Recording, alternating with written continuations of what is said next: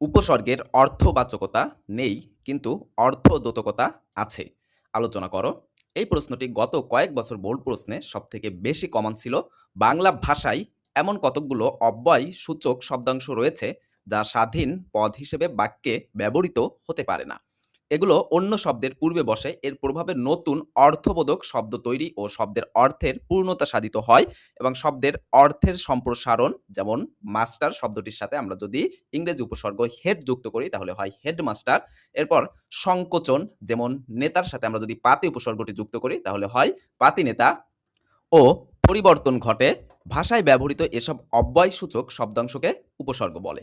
যেমন কাজ একটি উপসর্গ, এর আগে অব্যয়টি যুক্ত হলে হয় অকাজ, যার অর্থ নিন্দনীয় কাজ, এখানে অর্থের সংকোচন ঘটেছে। আবার পূর্ণ শব্দের আগে পরি উপসর্গ যোগ করাই পরিপূর্ণ, এই পরি উপসর্গটি যোগ করলে পূর্ণ শব্দের সাথে পরিপূর্ণ হলো, এটি পূর্ণ শব্দের সম্প্রসারিত রূপ।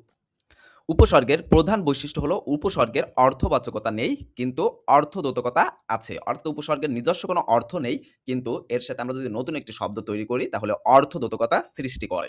বাংলা ভাষায় ব্যবহৃত উপসর্গগুলোর নিজস্ব কোনো অর্থ নেই বা আলাদাভাবে ব্যবহৃত হয় না, কেবল ধাতু বা শব্দের পূর্বে যুক্ত হয়ে নতুন শব্দ গঠন করে এবং অর্থের বৈচিত্র্য তৈরি করে।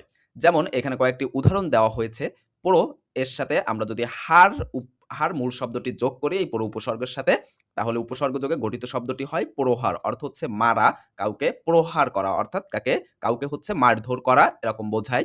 এরপরে এই উপসর্গটির সাথে আমরা যদি মূল শব্দ হার যুক্ত করি, উপহার পুরস্কার বোঝায়। বির সাথে হার যুক্ত করলে বিহার ভ্রমণ, পরির সাথে হার যুক্ত করলে পরিহার, যেটি অর্থ হচ্ছে ত্যাগ, এবং সময়ের সাথে হার যুক্ত করলে সংহার, যেটা অর্থ হচ্ছে বিনাশ।